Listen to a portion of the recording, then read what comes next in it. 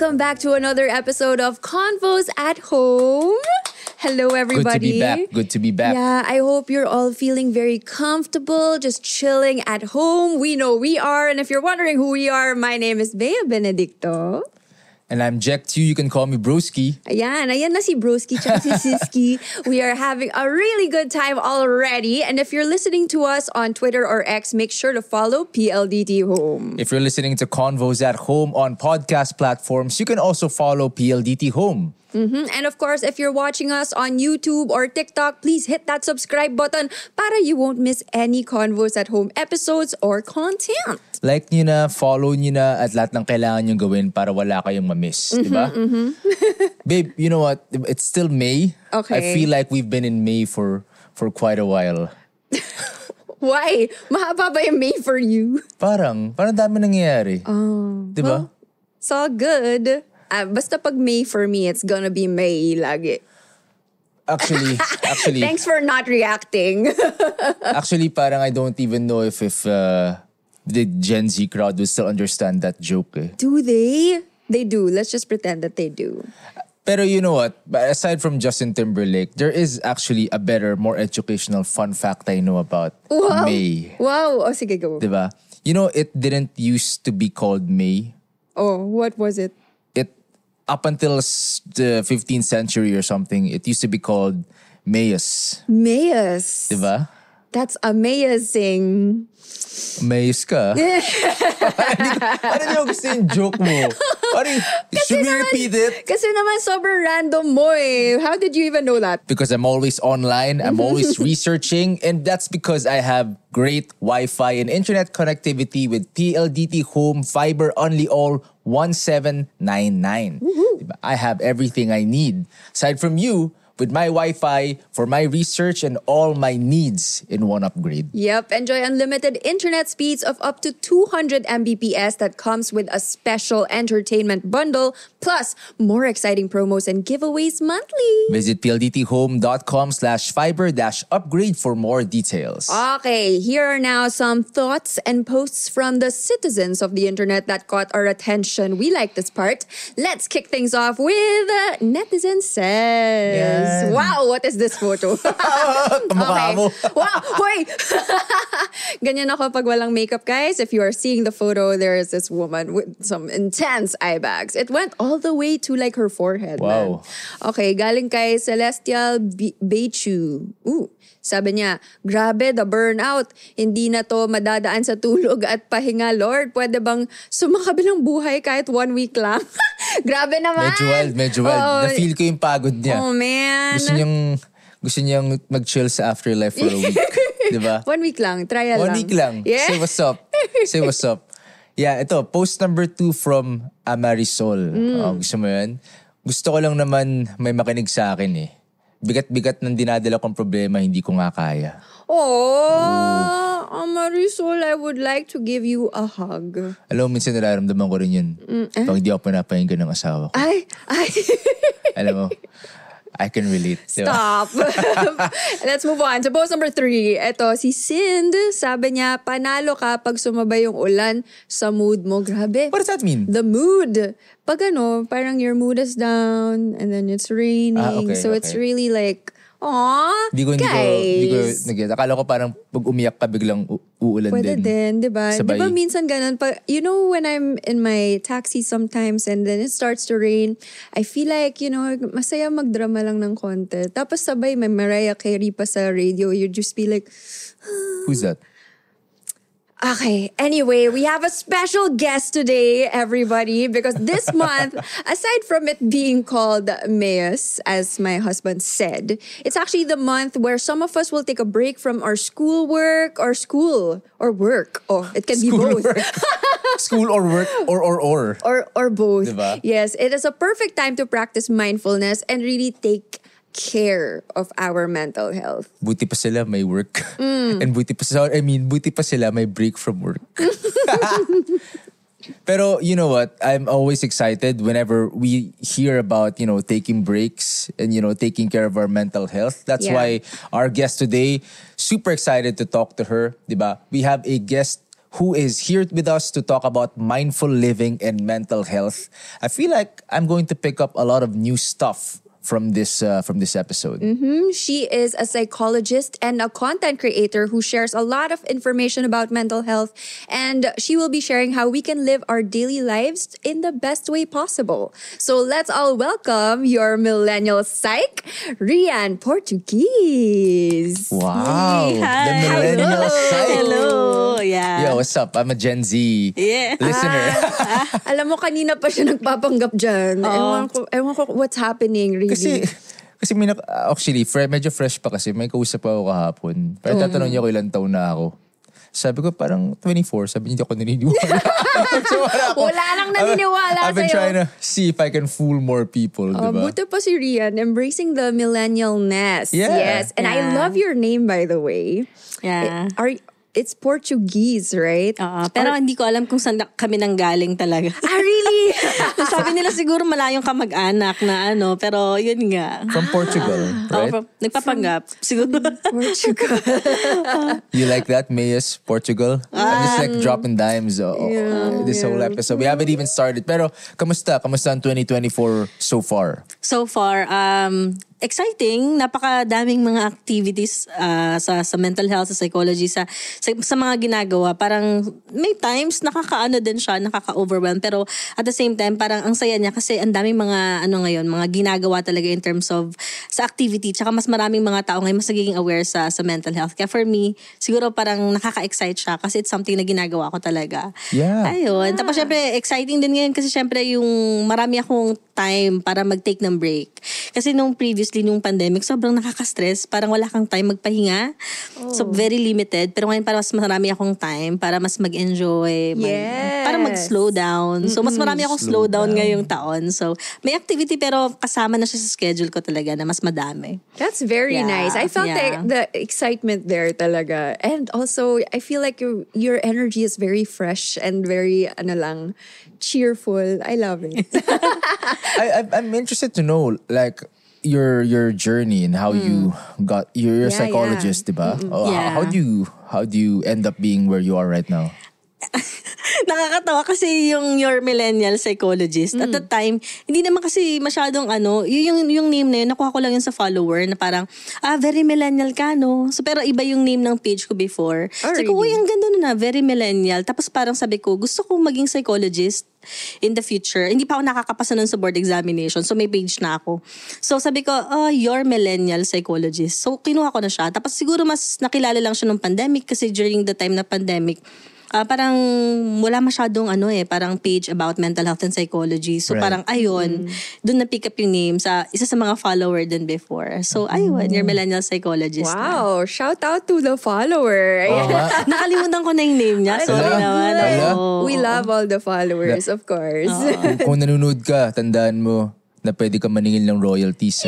Ay, No, I kid. Ayun na si Lawyer Jake. No, but actually, you mentioned, di ba, parang it sort of exploded during the pandemic, which is a time when people's mental health, I would say, is really low. Yeah. Low? Is low the right word or down?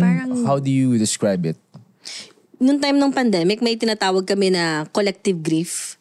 So, ang daming mga tao that time na parang kaya sobrang low kasi ang dami sa atin yung may feeling na parang loss talaga. Yes. Maraming losses like financial loss kasi daming nawalan ng trabaho at that time. Tapos grief din kasi in terms of may mga tao talaga na nawala sa buhay nila kasi nga sa COVID. So, ang dami nating na-experience sa different losses sa different areas ng life natin. So, kaya sobrang down. Oo. Yeah.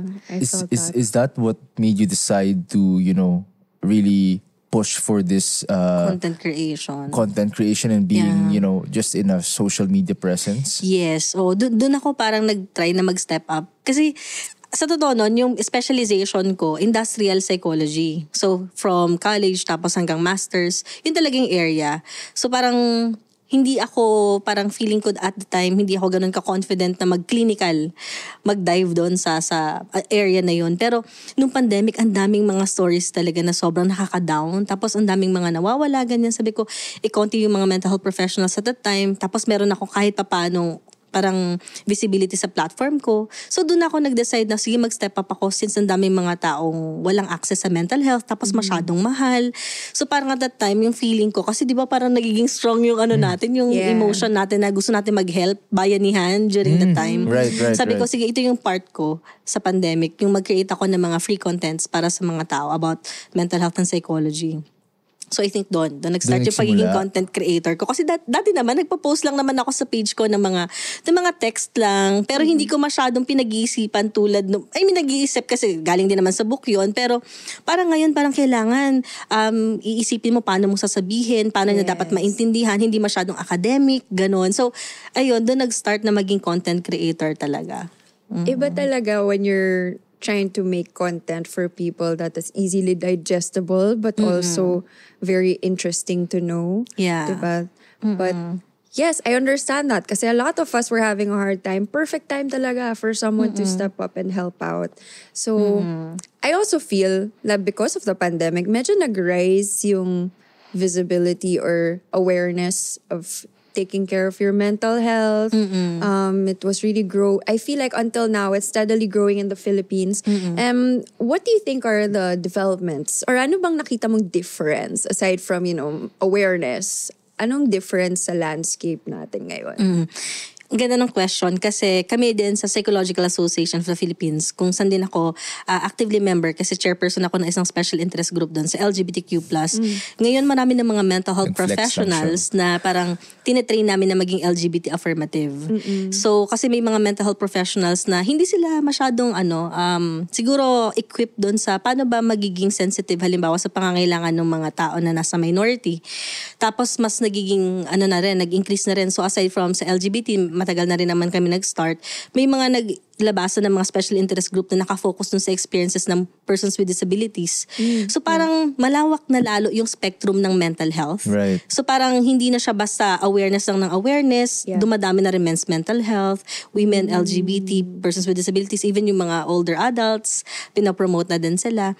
And at the same time, sa na-observe ko naman sa level ng mga sa netizens o kaya sa mga natin, yung mga yung mamamayan, yun nga sila tinatawag or ng masa, marami sa kanila, bukod sa aware na sila, yung kagustuhan talaga nila mag-reach out sa mga mental health professional. So I think yun yung malaking change doon na parang marami sa kanila gusto na talaga nilang i-access yung mental health. Yung problem lang talaga kasi wala pa rin silang means kung paano nila ma-access yun. Pero in terms of awareness, parang saturated naman siya.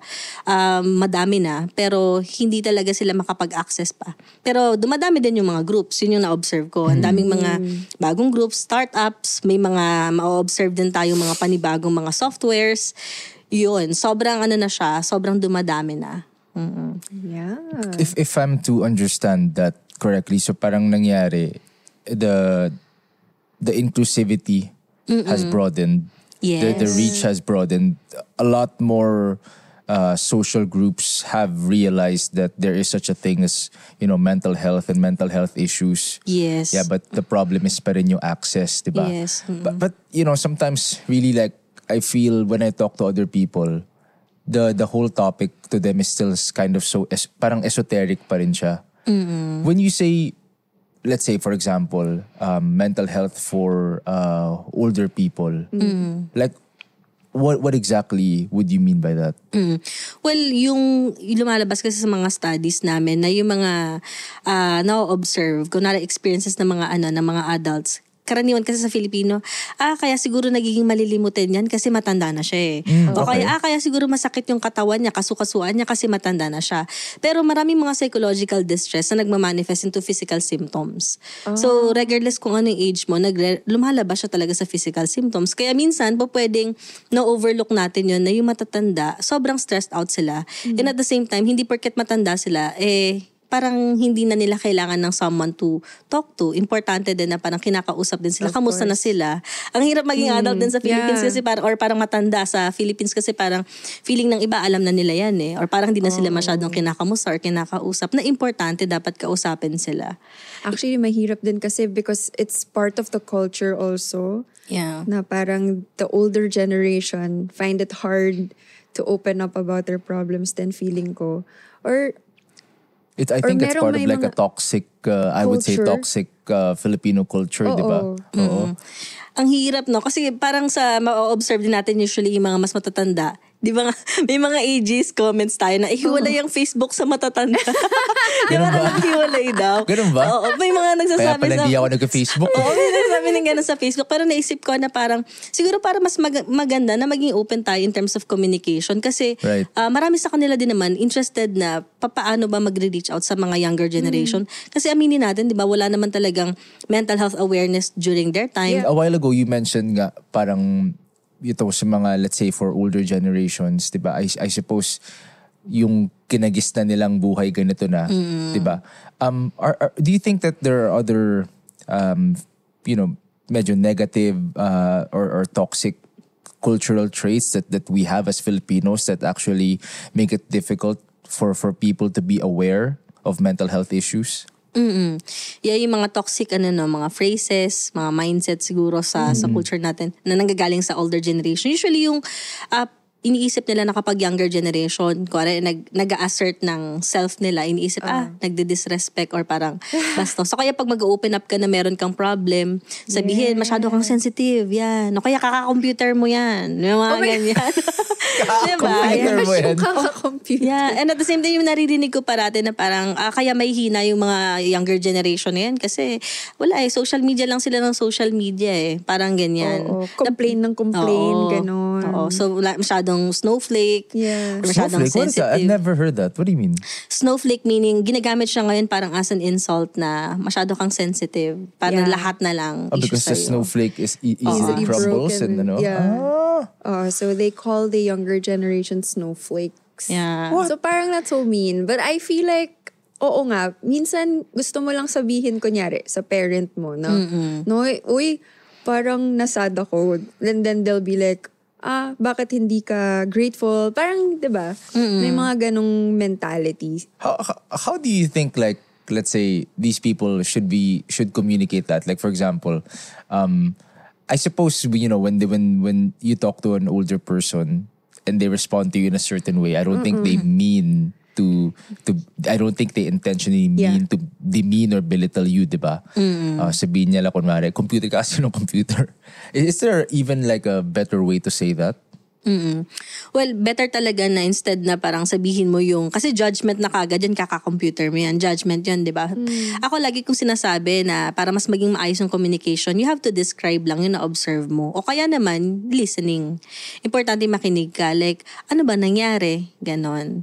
So, o kaya, palagay mo, anong nangyayari sa'yo? Bakit sumasakit yung ulo mo? Maganda yung parang dinedescribe lang or minsan nire-rephrase mo lang yung nafe-feel niya tapos bahala na siya mag-open up dun sa sinasabi niya. Yun. So I think yun yung medyo kulang dun sa part na yun. Nasanay kasi tayo mga Filipino no, na para bang kailangan required na magbigay tayo ng advice. Yeah. Na parang marami, hindi masyadong parang hindi ganun ka-comfortable kapag may silence. Kailangan lagyan kagad natin ng kwento. No? So, Is that why you don't like to listen to me when you say something? I just like realize now, sometimes like, not about mental health, but just like in general, like sometimes, hindi ba? Parang you'd say something and I'd be like, kasi you should do this, ganyan. No, it's more me. It's more me. Parang inisip ko, is it because, yun nga, we feel like we have to respond. Yeah. We feel like I have to tell you something, not to make you feel bad, but, actually it comes from a place of, I want to help you or whatever, but I suppose sometimes the delivery and the approach is wrong, di ba? So usually yun nga, hindi mo intentional na exactly. na makasakit, pero nandun yung intention mo to help. Pero dahil nga may problem siya, take away mo yung spotlight niya. Na instead na mag-open up siya lalo, dahil sinabi mo, ako nga eh. So nawala na siya dun sa mismong momentum na mag-open up siya. Feeling niya na invalidate siya. So I think magkaiba ng page talaga. Kaya siguro sa mga nakikinig sa atin, i-keep in mind natin kapag yung isang tao meron talaga siyang problema, yung spotlight dapat nasa kanya. Na parang papakinggan siya dahil mahirap mag-open up ng problem mo. Tapos yun na lang yung time mo to open up. Tapos parang na-stop pa dahil parang binigyan ka kagad ng judgment na, ito, siguro kasi ganito ka, siguro kasi ganyan, or nagbibigay kagad ng advice. So important na makinig talaga. Tapos mag-ask talaga din. Like, tingin mo paano kita matutulungan? Mga ganyan. Nakainis tumatang-utang mo siya.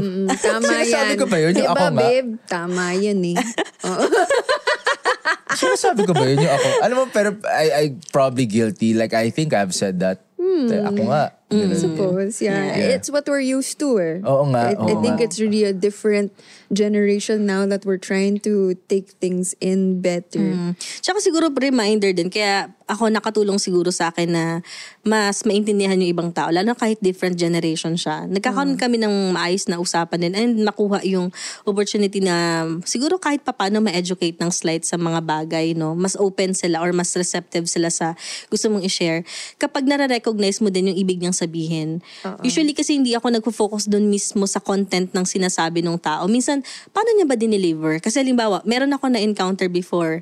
Halimbawa, atheist ako. So, wala akong religion. So, as an atheist, importante na parang open ka rin naman sa kung ano yung nangyayari sa paligid. Hindi ako mabilis na ma-offend. Like, kunwari meron mas matanda sa akin, nagsabi sa akin na, ipagpasa Diyos mo na lang or magdasal ka. Pero yung pagkaka-deliver niya, nandun yung intention na mafe-feel mo yung warmth.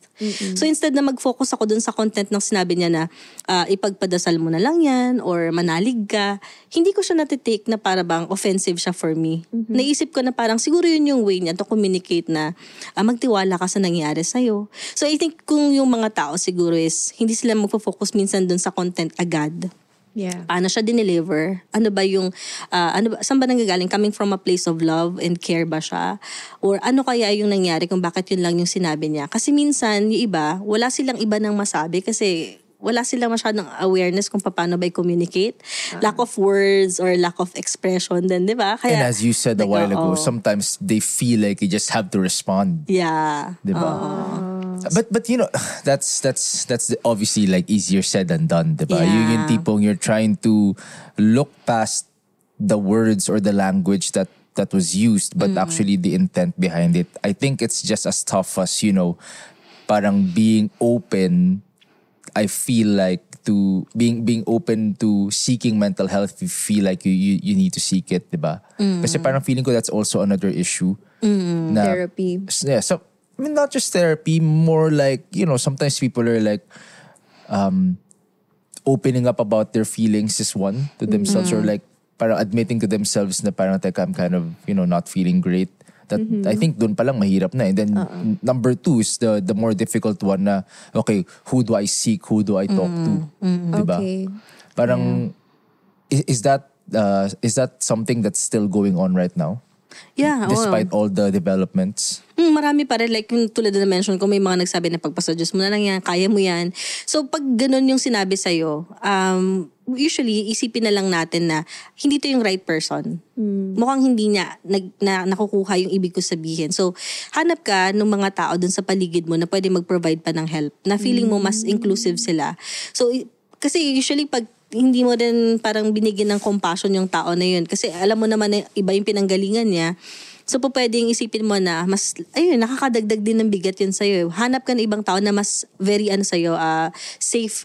Malamang understood na yun sa'yo, na indicator na yun, na hindi yun yung right person na pwede mong lapitan.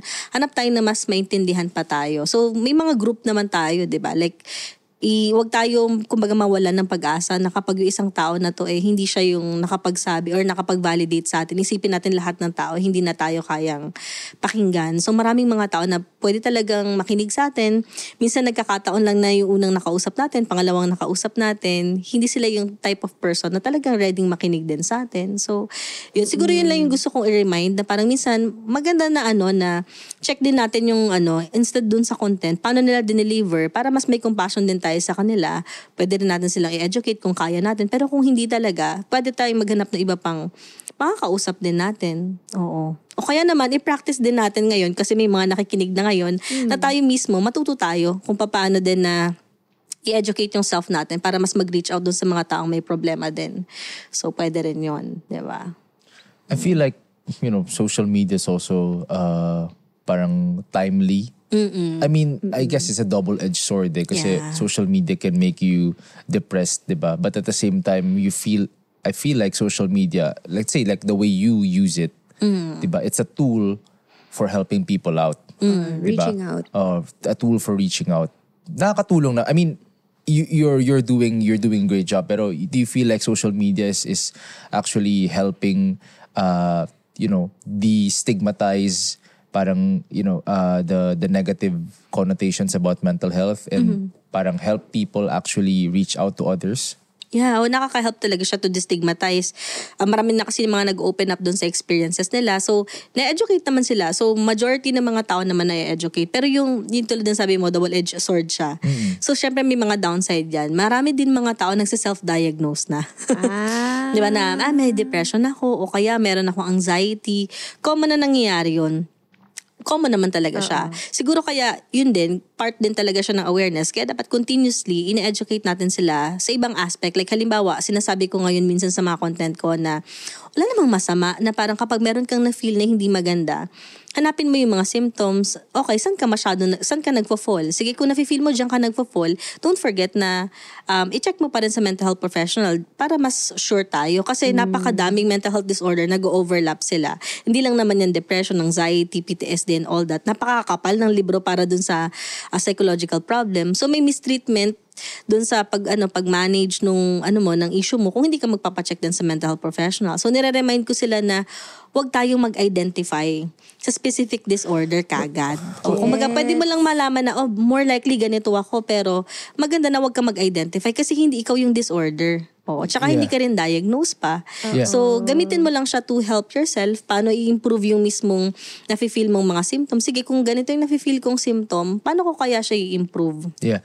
Actually, regardless kung anong disorder. Yeah. Sorry. I know we're a bit deep into the topic, diba? But I just realized now, if people are listening to this for the first time, what would they commonly feel? Kasi may mga nabanggit kang symptoms, diba? Ano ba yung typical na nararamdaman nila?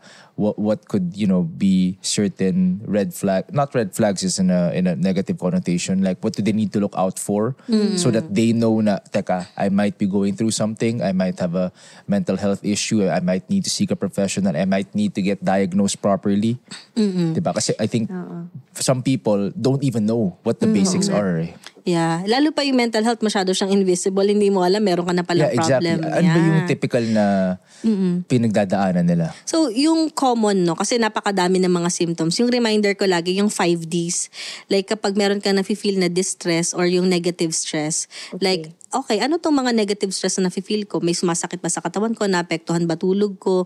Dumadami ba yung kinakain ko? Or hindi na ako kumakain? Distress, so, yung kung ano yung mga negative stress na na-encounter mo. Tapos, i-observe mo kung ito ba na negative stress mo or distress ay nag-i-increase to the point na nagiging letter D, yung second D natin, dysfunctionality. Meaning, naapektuhan na ba yung pang-araw-araw mo? So, halimbawa, yung mga taong may mental health problem, talagang kahit gusto nilang maligo, wala silang parang gana or parang hindi nila kayang maligo. Yun yung daily activity na sobrang dali, di ba? Pero hindi nila kayang gawin. Understood. Different yun sa mga taong tinatamad lang maligo or ayaw maligo. Diba? Kasi pwede naman tayo hindi maligo. Diba? Kasi wala namang amoy, may pabango naman. Carry yun, di ba? Papawisan lang din naman ako. Oo, di ba? Tsaka naligo naman ako kagabi. Diba? Mga ganun na limbawa. Yeah. Sometimes in the office, I get asked, naligo ka ba? Because, last night. Oo. Diba, okay lang yun. Kasi parang, yun hindi yung problema. Kasi pwede mo siyang isang tabi eh. Pero yung mga may problema, kahit gusto niyang maligo, wala siyang energy, hindi mo magawa. Talagang hinihila mo sarili mo. So, naapektuhan yung personal hygiene. Tapos nandun din yung pwede naapektuhan yung trabaho mo kung nagtatrabaho ka. Kung estudyante ka, naapektuhan yung grades mo, bumababa talaga siya. And even ikaw, yung pakikipag-socialize mo yung social aspect na apektuhan. Hindi ka na makausap or hindi ka na ina-isolate mo yung sarili mo. So common yun. So dysfunctionality, different areas ng life. Sunod, deviancy or yung unusualness ng behavior. Meaning, ma-observe mo sa sarili mo na parang hindi na ako to. Parang hindi ako ganito mag-respond dati. Parang may kakaiba sa akin. Yung ganong feeling. Deviancy yun. Pang sunod nun, yung dangerousness. Pag may matindi ka talagang problema, may times na may isip mo na, what if hindi na lang ako magising bukas? Ganyan. O kaya, what if ayoko na? Ganyan. May iba, passive yung suicidal ideation nila eh. Na parang, bukas ayoko nang magising o sana maglako na ako ng parang bula. Ganyan. So may mga thoughts ka na parang related sa suicide or may plans. So medyo trigger warning lang kapag ganyan. Yung mga thoughts na kakaiba at saka pwedeng dangerousness in terms of pwedeng may self-harm and all that. Yeah. And po pwede rin dahil sobrang hindi ka okay, yung emotion mo sobrang hindi mo na ma-manage. Po pwedeng yung pagiging aggressive aggressive. Pwedeng makasakit ka ng ibang tao. No? So, hindi lang sa sarili, kundi sa ibang tao. Dangerousness yon. Yung pinakalas yung duration. So, usually 2 weeks or more than 2 weeks. Kapag feeling mo wala ng balance sa life mo, maganda magpa-check ka sa mental health professional. Yung sa 5Ds na to, check nyo yung dysfunctionality tsaka yung duration. Kahit 2 or 3 lang dyan yung nag-appear, pwede kayo magpa-check. Kasi yun din yung misconception natin sa mga mental health, parang concern, parang feeling natin, lalapit tayo sa psychologist kapag medyo malala na. Oo. O kaya naman, parang kapag natatakot din yung tao na parang lumapit sa mga mental health professional kasi parang feeling nila about diagnosis lang siya or about therapy. Maraming paraan yung pwedeng maitulong ng psychologist sa inyo, like how to improve your life, yung personal development, career, ano bang meaning ng life, paano ba maging okay yung love life ko, pwede rin yun eh. Paano ba yung self-care? So, hindi lang siya about diagnosis din.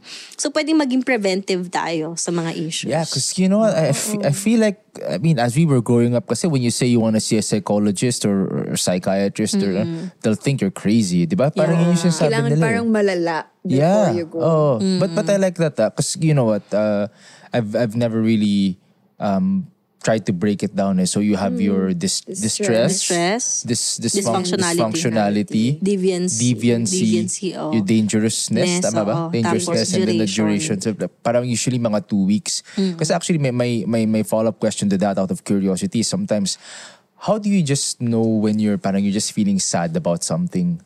Diba? So I guess the duration would answer that. Yeah. At the same time, yung sa yung sa dysfunctionality, kasi may mga sadness na, o kaya malungkot ako ngayon, pero pag nagtrabaho naman ako, magagawa ko yung trabaho ko, nandun pa yung attention ko, nandun pa yung focus ko, naisasantabi ko pa yung sadness ko kahit papano. Pero alam ko naman na at some point, syempre, may din yan, may period na sobra din yung emotion mo, overwhelming, naiiyak ka talaga out of nowhere, kahit nasa trabaho ka, iiyak ka.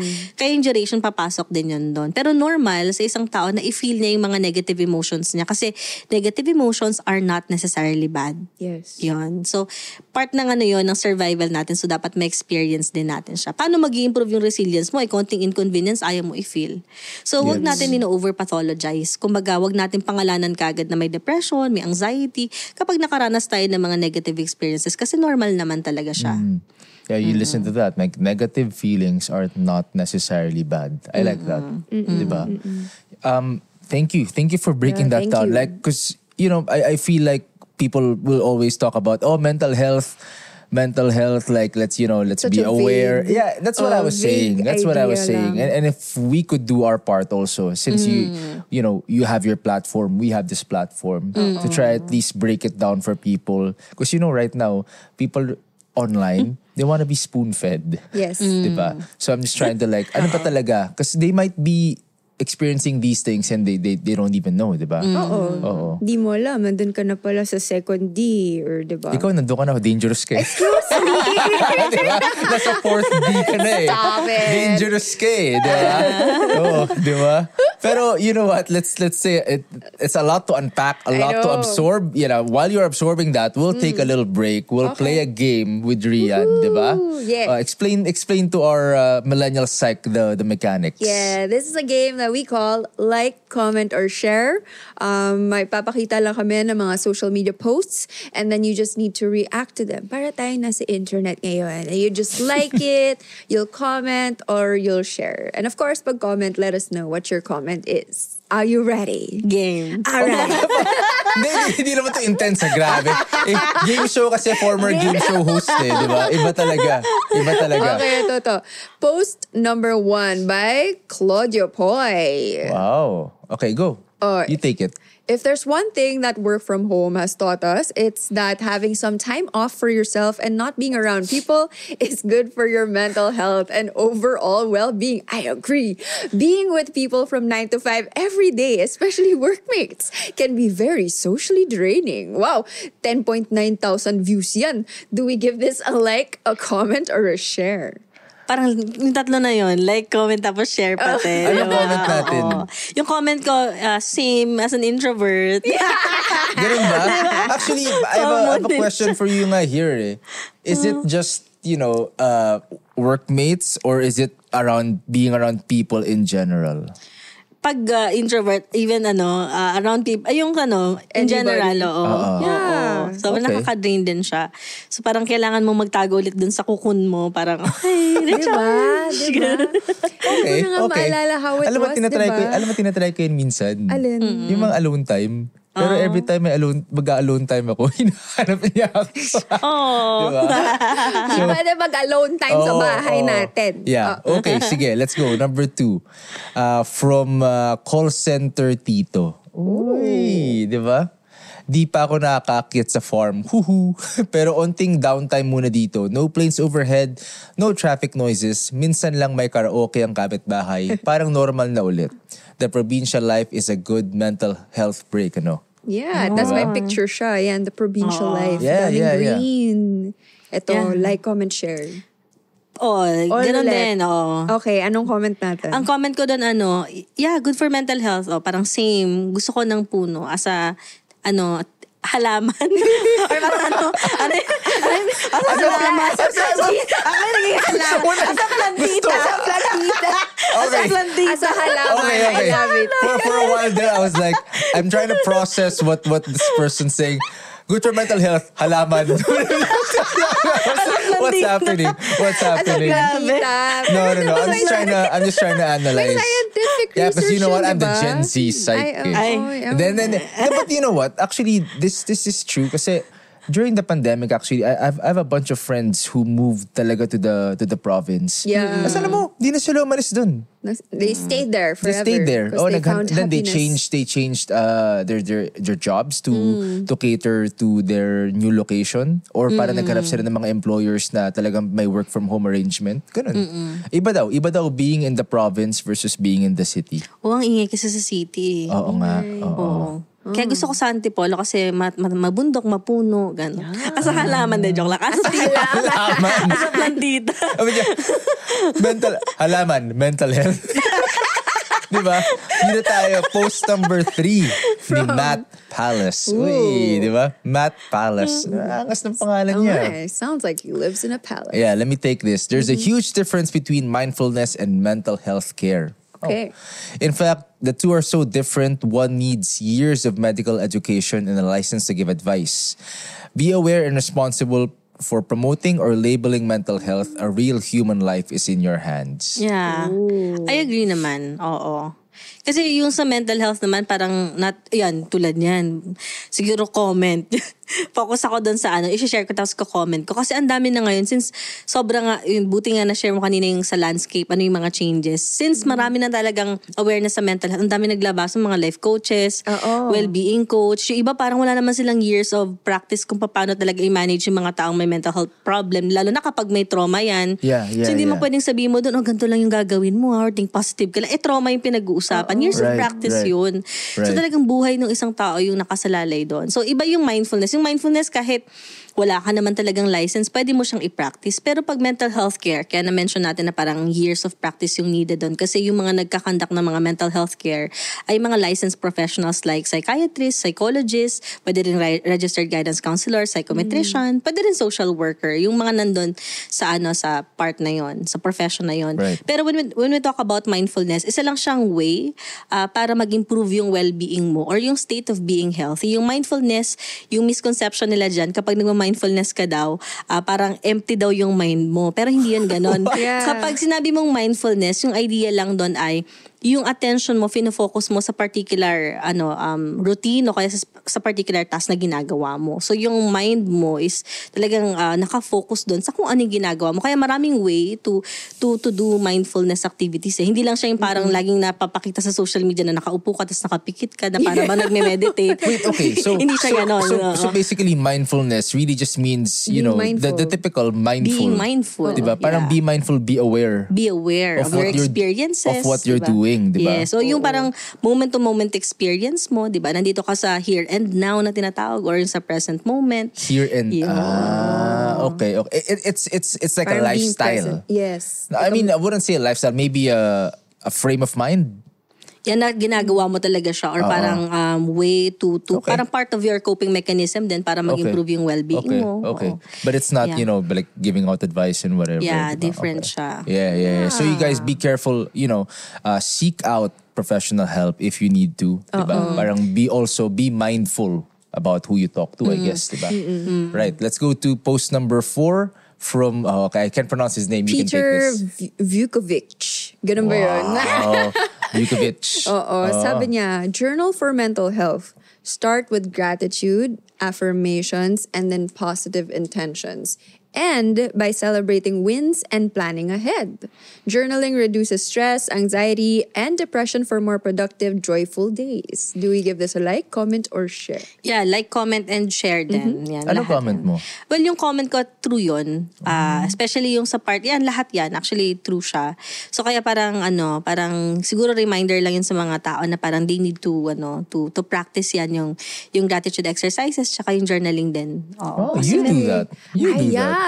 Kaya nga I like this post kasi kita mo yung maganda siyang framework for journaling. Because I just do it randomly sometimes. Yeah. Parang random thoughts. That's why But I like you, this. That's why I let you read it. Ganun. Diba? Kunyari pa to. galing. Okay, post number 5. Galing kay Sai. I find the Filipino phrase, nasa tao yan, kung gusto may paraan, kung ayaw maraming dahilan. Toxic, brackets, and brackets in a specific context. Sobrang defeatist sa konteksto ng pribilehiyo sa usaping mental health at kung ano-ano pa. Kinuha ko rin to kasi Tagalog siya. Thanks. Okay. So, do we give this a like, comment, share? Yeah, i-share ko siya tapos may comment ako na totoo siya. Na parang kasi aminin natin na yung sa mental health, pag pinag-usapan din natin siya, medyo pribilehiyo siya eh.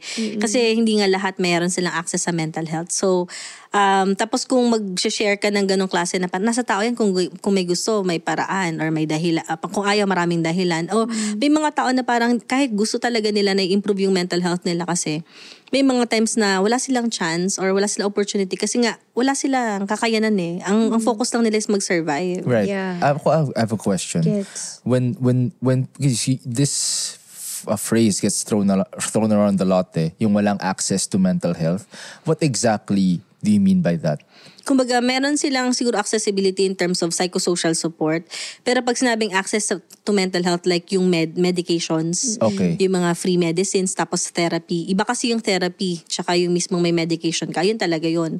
Mental health care talaga siya. Okay. Pero yung mga psychosocial support na makukuha mo halimbawa sa mga hotline crisis, possible naman siya. Okay. Kaya lang saturated din yung mga hotline crisis natin minsan. So when people say there's a difficulty for others to have access to mental health, it's like being able to reach out to the various ways that they can cope up and cure them. Parang not cure themselves but make themselves better, di ba? Yeah. Okay. Yung sa treatment nila, like therapy and medication. So parang Sa kunwari, actual treatment. wala silang masyadong malalapitan na psychologist, parang ganyan. Or hindi nila ma-afford. Ma-afford. Okay. Yeah. I'm trying to demystify all of these things, diba? Because we have the millennial psych over here. Might as well. Because I swear sometimes people just use all these phrases tapos you don't even know really what they mean. Diba? But yeah, thank you, Rian, for participating in our game. Diba? Our game. That was like the most serious game ever. Really? Yung halaman? No, I like seriousness because the topic is also something to be serious about. But I feel like we're trying to break it down into at the granular level for people to be able to consume it better, diba? In fairness. So, have it all with PLDT Home Fiber, only all 1799. Get everything you need now in one upgrade. Enjoy unlimited internet speeds of up to 200 Mbps that comes with a special entertainment bundle plus more exciting promos and giveaways monthly. Visit pldthome.com/fiber-upgrade for more details. And guys, yung internet nyo, importante yan. At least may kita nyo yung posts ni The Millennial Psych. Yeah. Diba? Tsaka yung convos at home. Tsaka yung convos at home. Siyempre, it goes without saying, ito yung una. Okay, sige, let's go back to our questions. There's just a lot more to talk about. Diba? Yun nga, a while ago, we were talking about mindfulness, diba? Yes. Because it's gained so much popularity. What do you have any mindfulness tips or routines that you can share? Baka meron kang tools. Oo. Yeah. Well, pwede naman, basta sabi ko nga kanina, like yung sa mindfulness, being in the moment or present ka lang sa ginagawa mo. Halimbawa yung pinaka-basic na pwede mong itry sa bahay, yung walking. Tinatawag din siyang mindfulness in motion. Kasi kapag naglalakad ka, ang focus mo lang naman dun yung breathing mo eh. Tapos syempre yung daan, dapat tumitingin ka. So nakafocus ka dun sa walking, di ba? Sa breathing, sa feel mo yung body mo. Mindfulness din siya. And actually, yung isa din sa sinasuggest ni Marie Kondo, di ba? Yung sa decluttering. Nakakatulong yung decluttering as part of mindfulness activity din. So, pwede rin naman yung parang gusto mo naka-stay ka sa isang lugar o yung breathing exercise, part din siya ng mindfulness. Yung journaling, part din siya ng mindfulness. Kasi yung thoughts mo lang naman yung focus mo dun tapos hinahayaan mo lang siya mag-flow and ma-express yung nafe-feel mo. And another example din ng mindfulness yung pwede rin yung mga self-kindness na mga meditation. Like yung gumagawa ka ng mga script na mga magaganda na gusto mong sabihin sa self mo. One way din yun to actually change yung mismong frame ng default voice mo. Yun yung tawag ko, default voice. Kasi yung mga tao, may automatic kang voice eh. And usually na-observe ko dun sa iba, masyadong mataas yung pagiging critical nila or masyado silang harsh. So kapag napapractice ka ng mga self-kindness na meditation o kaya yung parang mindfulness exercises na meron kang mga script na pinapractice mo or sinulat mo na uulit-ulitin mo sa mind mo, somehow nagiging automatic din siya eventually na maging kind ka sa sarili mo. And importante siya para mas maging connected ka sa self mo. So anything na pwede nilang gawin na parang maging connected sila dun sa ginagawa nila, maging focus sila sa present moment. Pwede siyang example ng mindfulness. Hindi siya yung parang kailangan, yung parang traditional na dapat nakaupo ka, nakapikit ka, humihinga ka ng malalim. Hindi siya kailangan ganon.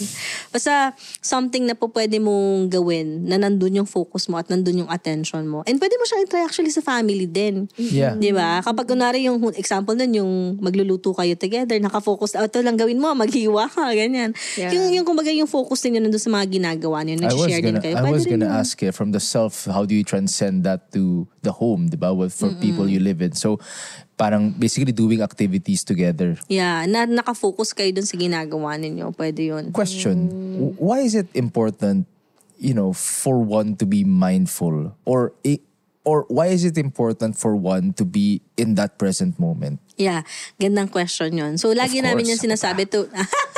Sinasabi namin lagi, lalo pa sa mga taong merong, halimbawa, mental health problem na anxiety. So, Okay. gamitin natin yon.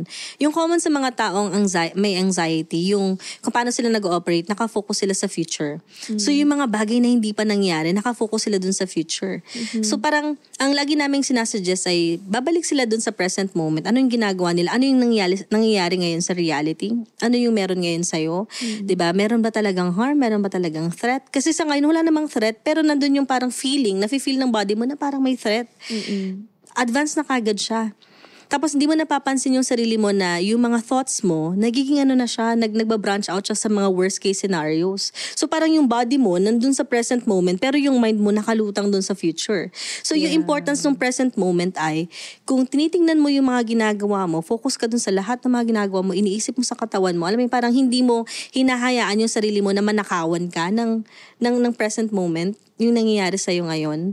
So parang naiiwasan mo na maisip yung mga bagay na hindi pa nangyayari. Parang ganon. Para mabawasan yung pagiging anxious natin. So somehow kapag ginagawa natin yung mindfulness or yung pag-focus sa present moment, alam mo yun, parang mas nagiging parang mas na-exercise mo yung mga bagay na dapat na fino-focus mo ngayon, yung dapat na nagiging attentive ka para mas mag-improve ka din sa ginagawa mo. Kasi imagine din kung kunwari nasa trabaho ka tapos instead na mag-focus ka sa ginagawa mo, maging productive ka, yung nangyayari na didistract ka din. Pero yun nga, hindi siya ganun kadali. Kasi yung mindfulness, para din siyang muscle na kailangan mong i-exercise. Kaya usually kapag ipapractice mo yan, magsa-start ka na ifo-focus mo yung attention mo sa ginagawa mo, mahirap siya. Kasi parang hindi mo siya nakasanayan. Usually parang iba nakafocus sa past, iba naman nakafocus sa future. So every now and then you have to catch yourself kung saan pumupunta yung attention mo. Ipapracticein mo siya. Hanggang sa eventually automatic na ikaw na hindi ka na ganun ka na-anxious. Siguro i-share ko yung experience ko kasi ako, Yeah, please. mabilis akong ma-anxious. So isa sa ginagawa ko talaga yung mindfulness. Lahat halos ng mga activity na ginagawa ko na magiging present ako, ginagawa ko siya. And para ma-develop yung parang confidence mo na mindful ka at nakafocus ka sa present moment, dapat i-analyze mo yung in different areas ng life mo na parang ano ba yung mga ginagawa kong task. Tapos kapag gumagawa ko ng mga task na to, usually saan ba ako nade-distract? So lahat yun, parang win-workout ko na dapat kinakatch ko yung self ko kung nagpo-focus ba ako o hindi. Kasi kapag hindi ako nakakapag-focus doon, nawawala talaga ako doon sa flow na tinatawag. So always remember na kapag try mo talagang i-practice yung mindfulness, every now and then po pwede ka ma-distract. Pero importante, alam mo kung paano ka babalik. Kailangan may catch yung attention mo. Teka lang, lumilipad na naman yung utak ko. Yan. Ano nga yung ginagawa ko ngayon? So, it takes a while. Para siyang muscle na parang eventually automatic na, mindful ka na talaga. Yeah, actually, whatever she said, you should listen to it. I am listening. What are you talking about? No, kasi actually, di ba sometimes you tell me that. Actually, naalala kita. Lagi kasi kita naisip eh. Pero habang real smirk is like, sterero to. Hindi. Ano talaga, you know, like while you were explaining all of that, kasi sometimes I feel like my beloved wife, di ba? Parang lumilipad-lipad talaga yung utak niya. Lalo na pag maraming gagawin, di ba? This is a problem of mine. Di ba? I do feel like I panic a lot pag madaming work, ganun. So, madami akong ina-anticipate. And then I find na nakakatulong sa akin workout kasi parang nakafocus ka sa sinasabi ng app, do this. So parang that's like an hour of focus lang. And then I feel better after. And then I feel like nakakatulong din yung journaling, which you mentioned a while ago. Pero ako na-notice ko sa mga clients ko na parang sabi ko mag-start ng journal. Hindi kasi siya automatic na kapag sabi mong journal, parang dapat included din dun sa journal mo yung something na you're grateful. Diba? Okay. Something that you're grateful for, susulat mo din dun. Usually iba na lalagay nila, mga bagay na gusto lang nila express, lalo na usually negative. So, kaya pag babalikan nila yung journal nila, galit na galit sila. Diba? Kasi nanggigigil ako dito. So, makikita nila, okay naman yun. Pero maganda na ilagay mo din sa journal mo yung proud ka, happy ka, na-appreciate mo about yourself or may kino-compliment ka ba. So, pwede ka mag-start dun sa, kung hirap talaga, so ganito siya gagawin. Pwede ka magsulat about doon sa kung bakit ka naiinis ngayon. So, pwede namang halimbawa na sabi mo naiinis ka ngayon. So, hayaan mo lang mag-flow. Naiinis ako ngayon kasi nakita ko si ganon. Pero di ba?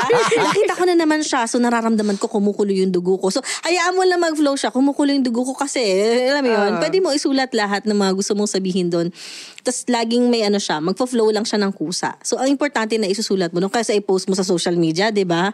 May nakaaway ka pa. So, pwedeng i-journal mo siya. Pwede rin halimbawa na mas maging connected ka sa self mo through your journal. Okay. Na parang pwede mong pangalanan yung sarili mo dun sa journal na parang yung younger self mo. Anong gusto mong sabihin sa younger self mo? Kung hindi mo alam kung ano sasabihin mo sa younger self mo, pwede ka mag-start sa thank you. Kasi kung hindi naman dahil sa younger self mo, wala ka naman din ngayon. Di ba? Kung nasan ka, pwede ka mag-sorry kung feeling mo nagkakaroon ka ng lapses or hindi mo natupad yung mga bagay na gusto mo nung bata ka. Pero pwede ka rin magsabi ng I love you. Di ba? So, mga ganon. So, lahat ng mga bagay na gusto mong sabihin sa journal mo, pwede mong isulat. So, mga bagay na nagte-thank you ka, mga bagay na maging connected ka sa self mo, mga bagay na gusto mong express dahil galit ka. And at the same time, nakakatulong din siya sa lens ng neuroscience, nakakatulong siya to actually improve yung different areas ng brain para ma-practice din siya. So, kaya minsan, sinasabi na parang kailangan magsulat ka ng traditional way kasi yun yung pinaka-point no, na improve yung fine motor skills mo din. So, para ma-practice yung ibang areas ng brain na nakakatulong para mas mag-improve ka. Yun. So, kaya mag-journal tayo. So, walang format. Because I was actually going to ask you, like me, I don't like physically writing. Na-trauma na ako sa mga exams eh. So, parang if I journal, let's say, using a device, is it the same?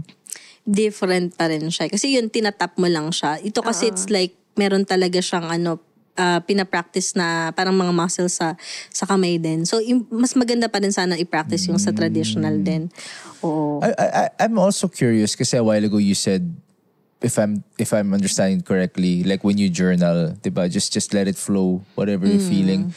Do you have, though, any like recommended Cues? Not cues, but more like a formula, like how you should what you should write first, what you should write next, or wala Parang talaga? yung sa post kanina, Oo. diba, meron siyang... Oo. Yeah, Parang yung iba kasi pwede sila mag-start with parang gratitude, something na thankful sila. for that day or whatever. Tapos, pwede rin naman yung kalagitnaan. Ano ba yung na-experience mo ngayon? Yan.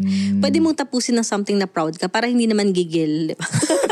Para hindi ka makatapos dun sa Nakita parang ko to lagi ka eh. nagro-ruminate or nag-iisip ng mga thoughts na hindi maganda. Nakita ko to, nainis ako eh. Oo. Kanina, pinagalitan na naman ako ng boss ko. Nakakainis talaga. Mga ganun, ano? Bakit kaya ganun? So, Kanina, nasabihan na naman ako ng asawa ko. And then, yeah, actually, you know what? Ako, I'm guilty of this kasi nga, in the sense of not continuing, we have a journal pero parang just a physical writing, I'll try to get back into it. Kasi si Bea journals daily, actually. maganda yung journaling. Pwede rin naman yung medyo parang yung i-tweak mo ng konti. Parang not necessarily journal, pero nagsusulat kayo. Yung gratitude jar, ang ganda kaya What is nun. that? So, What parang is meron that? kayong jar, tapos, syempre yun, bubuksan mo yun. Kung meron kang gusto mo i-compliment siya, ay talaga inano, no? Oy, Couple, wait, ano I na like to? this. Free couple session. Oo. So parang kung meron kang gustong sabihin sa kanya na something na appreciate mo today, sulat mo sa parang sticky notes or maliit na paper lang, tapos tiklupin mo yun, lagay mo dun sa gratitude Oh, that's jar. cool. Kung anong thankful ka at na gusto mo siya i-compliment. Tapos, yung mga hinuhulog mo dun na hindi ninyo binabasa, kapag time na sobrang nadadown ka, kuha ka lang ng isa. Tapos mareremind ka dun sa mga bagay na, o nga pala, nababalidate ka dun. That's Kasi minsan pag down tayo, nakakalimutan natin yung mga bagay na maganda sa atin. So, We should pwede do that. pwede siyang lagay doon. We should do Kakaroon that. na tayo ng Bea jar, tsaka Jack jar. Alin kaya yung mapupuno agad? Syempre, yung Bea jar. Diba? Oo, mga Sabi ganun. mo Look, can you mix the jars? Pwede naman, no. Actually, pwede rin siya sa sarili mo eh. Yun yung last time na parang basta ginawa yun last time ng partner ko. Like, ginawa niya nung birthday niya, kumuha siya ng jar. Tapos yung mga close friends niya, pinag-homework niya, magdala kayo ng pen. Tapos, nung nandun na sila, meron dun part ng birthday niya na parang binigyan namin ng papel. Tapos, babasahin kasi yun after 5 years. So, i-close yung jar na yun, babasahin after 5 years. Yung lahat ng mga gusto nilang sabihin sa experiences nila, nung sa sila nagkakilala, at paano siya na-appreciate, kahit ano, sulat lang nila dun sa letter, naka-address sa kanya. So, nilagay dun sa mismong jar. So, kung anong thankful sila. Tapos, babasahin yun after 5 years. Pwede rin may mga ganong tweak. Tapos every birthday, pwedeng gawin mo na siyang tradition din na parang, sinabi mo sa akin to 5 years ago. Gano'n. That's cool. Ang saya. That's cool. Pwede. Bahala kayo mag-experiment. Pwede rin ba parang kunwari, hindi mo ginawa yung labada? Sa pasok ko sa jar? Pwede ba yun? Hindi! Ano ba? No, but in the more serious note, like, you're a content creator, diba? And you're also a psychologist, diba? Are there particular strategies that you look out for or you implement in your content making to ensure that, the content that you put out is informative, supportive, inclusive, diba? And diverse? Yeah. So, usually parang tinitingnan ko din muna yung mga comments ng mga followers. Like, there ano you ba yung go. needed nila? Right. Tapos minsan titignan ko dun sa mga insights kung ano ba yung pinaka-common na gusto nilang maintindihan sa mental health. Then syempre kailangan ko din tingnan. Like, may times na automatic na sa akin kasi napag-aralan naman siya. Pero syempre para mas updated, may times na susuportahan ko siya ng ilan sa mga studies. Kumukuha ko ng mga parang pinopost ko din. Parang basta nag-a-appear na lang yung mga studies na yun. Pero yung kung paano ko siya sinasabi, something na makaka-relate pa rin sila. Kasi ang pangit naman kapag masyado siyang scholarly or academic, Right. general public yung kausap. So parang kailangan din ng research and at the same time, may times na yung mismong language ay talagang magaan lang. So ganun ko lang siya ginagawa. So ayun, ganun lang. Tapos importante, before ko siya i-post, piniplay ko talaga siya, pinapakinggan ko din. Kasi iniisip ko kung paano siya mapaperceive. Kasi baka offensive pala siya sa particular group, di ba? O kaya naman mamaya may mga nakaka-trigger pala akong sinasabi. So, piniplay ko siya before ko din siya i-post talaga. Tapos in terms of paano maging inclusive, siguro swerte lang ako kasi na parang talagang na-train din ako dun sa pagiging inclusive. At the same time, part din kasi ako ng minority group. So, importante na parang kailangan mo din equip yung self mo sa iba pang mga area na baka hindi ka totally familiar. Halimbawa ako, parang may kailangan ako i-research about persons with disabilities. Ano ba yung mga terms na gagamitin para hindi maka-offend sa mga taong merong, halimbawa, autistic dati ginagawa parang person with autism. Pero nakita ko sa research na yung mga taong may autism, nag-identify pala sila na autistic. Okay lang tawagin silang autistic. Okay. Hindi kailangan na person with autism. Kasi nag-identify sila doon, autistic, okay lang yun sa kanila. Before, akala ko mas Negative. nagiging inclusive ako kapag person with autism. Hindi pala, dapat autistic yung ginagamit na term. Yung mga ganon, kailangan mo mag-research. Yeah. And kung nasa part ng minority like LGBTQ+, importante yung pronouns. So Right. they, them, o kaya swerte natin dahil Filipinos tayo, inclusive naman yung language natin, siya, siya. sila. So wala naman ng mga pronouns. So kailangan talaga nagre-research din. Kung ikaw medyo privileged, importante na i-search mo din yung mga, ano ba yung mga dapat na kino-content na hindi magmumukhang poverty porn o kaya niro-romanticize halimbawa yung mga Poverty bagay about porn? I've never heard of that. resilience, mga ganyan. So ang dami matututunan talaga sa internet kasi nakakatakot ma-cancel. So kailangan talaga din tinitingnan natin Right, para right. wala tayong nasasagasaan sa contents. Actually, I just have a follow-up yung in the sense na kasi that word also inclusivity, it's used a lot. What how do you understand it and what does it really mean? Inclusivity, like no one will be left behind. Okay. Lalo na in terms of mental health. Like kahit nasa low socioeconomic status ka, parang inclusive pa din dun sa mga sinasabi mo. Like nakaka-relate sila. Kahit yung minority groups, persons with disability, indigenous group, o kaya LGBTQ+, talagang nagigets nila. At lahat sila parang inclusive or parang part nung mismong dinidiscuss mo. Hindi lang siya sa particular group. So parang ayun, yun yung ibig sabihin ng inclusive. No one will be left behind sa lahat ng ginagawa mo. That's cool. Yung so far what we've been discussing are, tips for yourself, di ba? Are there any roles that, the people around you, your friends, your family play in, keeping up with your mental health and helping you feel good? Yeah, meron talagang impact yung mismong mga tao sa paligid natin, like friends and family, di ba? So, kung gusto natin actually na mag-improve pa yung ating mental health, so make sure natin na tayo mismo, safe space tayo para dun sa friends and families natin. Yun lang naman siya. At the same time, kapag pinapractice natin na maging safe space tayo, hindi natin alam na yung mga tao sa paligid din natin pala, kahit pa paano, natuturuan natin sila na maging safe space din sila.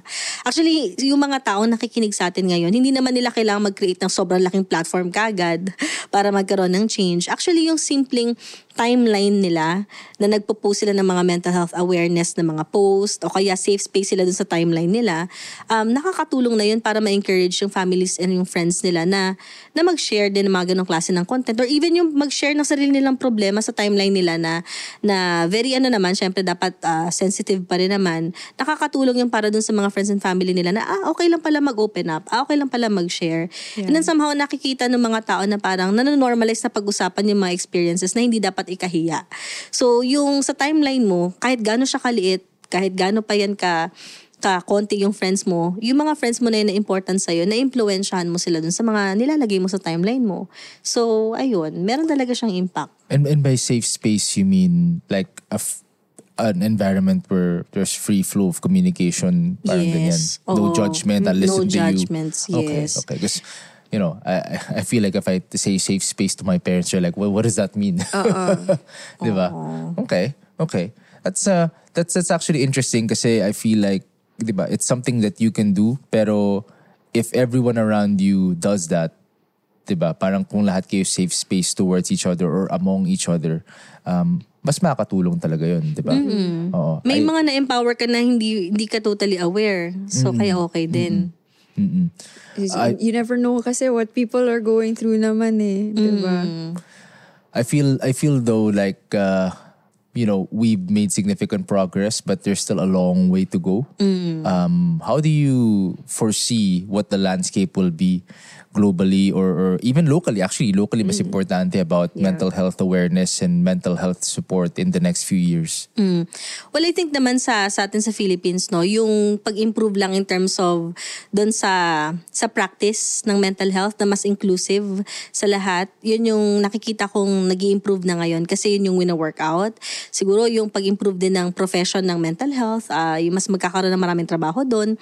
And at the same time, yung mga tao siguro na hindi na sila totally afraid decide na mag-open up about their problems, na hindi na sila masyado nasi-stigmatize or na-discriminate sa pag-open up, na may mga tao sa different industries na kahit may mental health problem sila, hindi sila nahihiya kasi alam naman nila meron silang access to mental health, at the same time hindi sila nasi-stigmatize dun sa kung anong ginagawa nila. Para bang normal lang naman siya. Parang katulad nung meron kang physical illness na parang dahil meron kang treatment, pwede mo pa rin magawa yung mga bagay na ginagawa mo na hindi mo totally na-feel na parang sobrang nakaka-down dahil meron ako mental health problem. Yeah. And in terms of global, siguro gusto ko lang i-share lang kasi na-observe ko to sa mga Go ahead, content please. creator, even sa ibang mga may mga platform din ng mental health. I think siguro mas maganda na mas ma-emphasize natin yung unique experience ng mga Filipinos in terms of mental health. Kasi usually na-observe ko kapag sinabing global landscape, ang laging ginagawa natin, tayong mga Filipino yung totally laging nagkukuha ng mga concept sa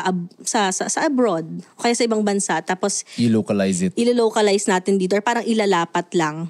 Inangkat mo yung idea sa ibang bansa na para bang ang taas-taas ng tingin natin. I'm not saying na hindi mataas yun dapat, no? I mean, okay, it's okay na i-appreciate natin yung mga concept ng ibang bansa na parang, okay, ikigai. Laging ginakita na parang, okay, yung concept ng ikigai, ganun, gagamitin nila to explain yung certain mental health, ganun. Pero meron tayong psikolohiyang Pilipino. Meron tayong mga interesting na mga stories sa culture natin. Very rich yung Philippines pagdating sa mga stories na pwede mong gamitin para mas ma-educate yung public tungkol dun sa mental health. Halimbawa, bigyan ako ng example. Sa Bisaya, sa nakalimutan ko, Central Visayas, I think, yung kwentong epiko ni Pandaguan. Okay. So sa kwentong epiko ni Pandaguan, ito yung kauna-unahang parang story na kung saan siya yung unang namatay na tao sa mundo. Yun yung kwento doon sa sa Central Visayas.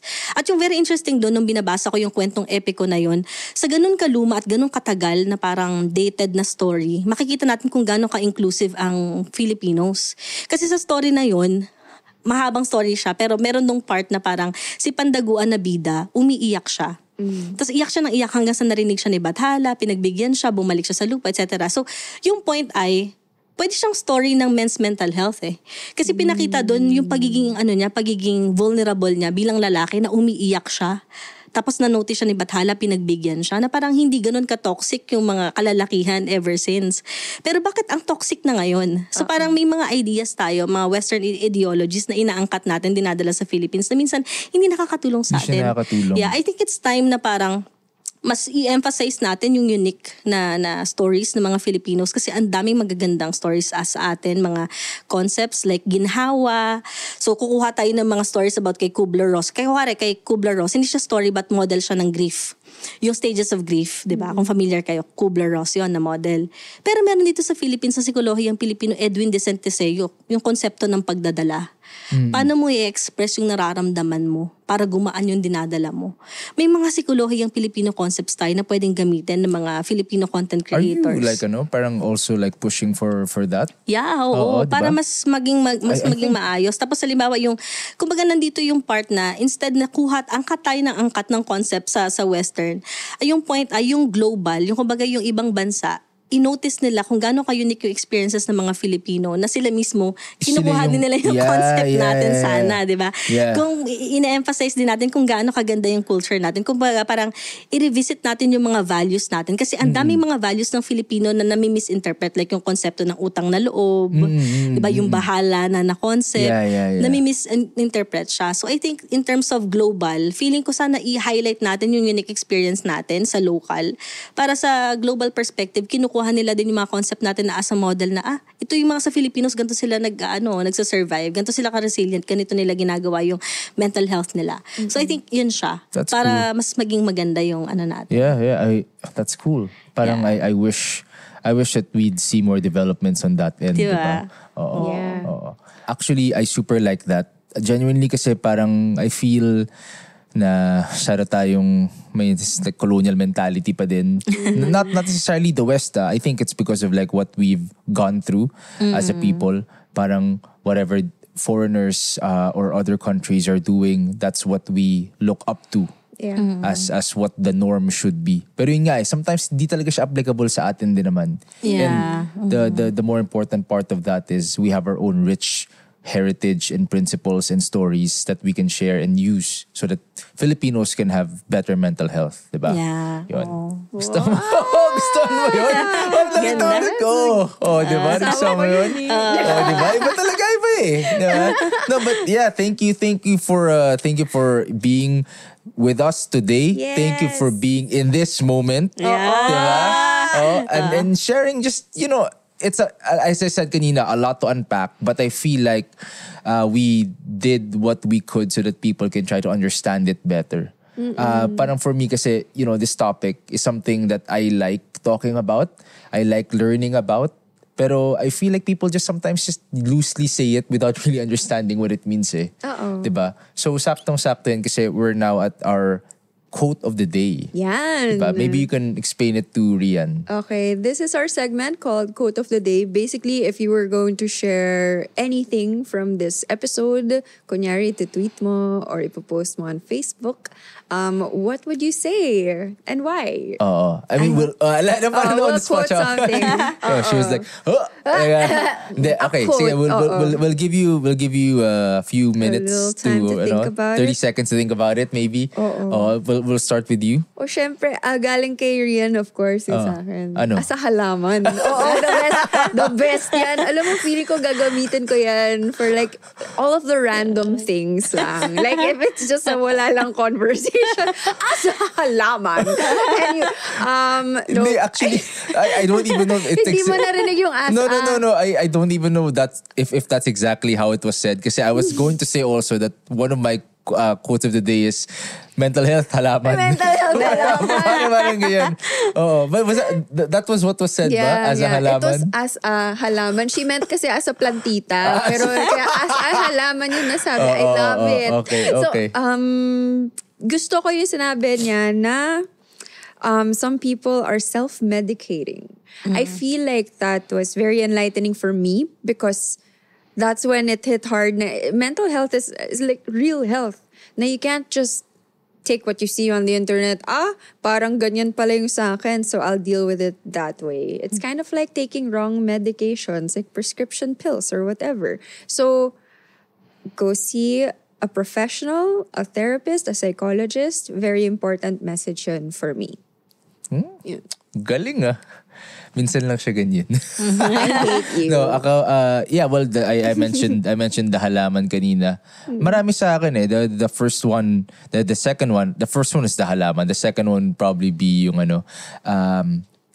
negative emotions or negative experiences aren't necessarily bad. Ganda din yun. I like that because to just to relate to what you said earlier, diba, sometimes I feel like men are perceived in society as parang being a certain way, being macho, so hindi ka umiiyak, wala kang pinapakitang weaknesses or whatever, di ba? So, I feel like sometimes when I feel some negative emotions or parang nahihirapan ako, maybe I should be telling myself, no, it's okay. But di ba? We'll get through this. It's not necessarily wrong. And then the other one, which I actually like to reiterate because it just parang resonated with me, or yung 5Ds. Kasi I feel like people should remember that or at least use that as a baseline to just to gauge, diba? Gauge. Do you remember the 5Ds? Dogs? Distress. Okay, sige. Distress. What was next? Distress. Distress. Oo nga laging distress. Dysfunction. Another D. I forget the third D because that's Deviance. Deviance. Tapos Dangerous and then duration. Yeah, deviance. Oo. Nakakalimutan natin yung deviance. Ang naalala ko kasi naman. Divergent Oh. Diba? Yung naalala ko. Ang divergent. Diba? Wait, di ba alam yun? Alam ko yun. The movie. Yay. But okay, sorry. Go. Rian, you digress.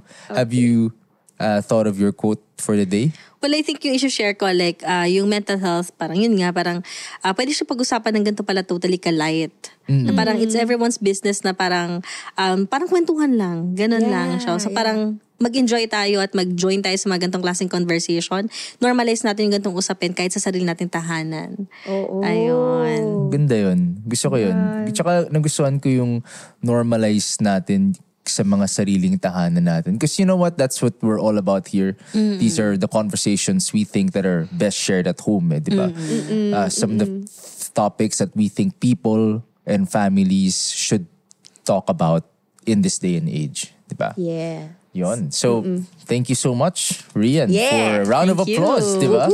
The Millennial Psych spending time with us today. Of course. Apply namin lahat ng mga natutunan namin. But if you want to learn some more, Yeah. Where do they find you? Pwede nilang i-follow yung Facebook page ko na Your Millennial Psychologist, Your Millennial Psych sa TikTok, and then lahat na halos ng mga social media ko ay Your Millennial Psychologist. May YouTube channel din ako, so eventually magre-release din ako ng mga vlogs na related sa mental health and psychology. So yon, para makatulong. Sabi nga nila kasi minsan yung mga content ko na parang free therapy. So ayun, abangan ninyo yung mga contents ko. Yeah. Okay. So it's typically Your Millennial Psych or Your Millennial Psychologist across all social media platforms. Diba? Pareho tayo because like me, it's just Jectu across all social media platforms. And you, same, babe? it's Bea_Benedicto. So that wraps up our episode for today. Diba? And for more internet things and latest updates and trends, follow PLDT Home on Facebook, Instagram, Twitter, or X, TikTok, or YouTube. Have it all at home with PLDT Home Fiber Only All 1799. Get everything you need now in one upgrade. Enjoy unlimited internet speeds of up to 200 Mbps that comes with a special entertainment bundle plus more exciting promos and giveaways monthly. Just visit pltthome.com/fiber-upgrade for more details. This has been Convos at Home by PLDT Home. A space for conversations best shared at home. Catch you guys next time. Bye!